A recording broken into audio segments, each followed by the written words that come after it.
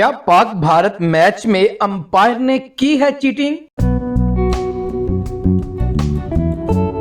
Stevie लैंजर्ड ने umpire के फैसले पर सवाल खड़े कर दिए। उनका बयान भी वायरल हो गया। इस हवाले से सवालात उठाए जा रहे हैं, क्या अंपायर के फैसले इंटरनेशनल क्रिकेट काउंसिल के कवानीन के मुताबिक थे? ऑस्ट्रेलिया के साबिक स्पिनर ब्रैड हुग ने इस पर सवाल उठाते हुए अंपायर्स के फैसले पर ट्वीट किया। आईसीसी के कवानीन के मुताबिक अगर बल्लेबाज फ्री हिट पर कैच आउट हो जाता तो उसके लिए बनाए गए रन उस वक्त तक शुमार किए जाएंगे जब तक कि फील्डर गेंद को पकड़ ना ले। उसके बाद डेड बॉल डेड हो जाती है।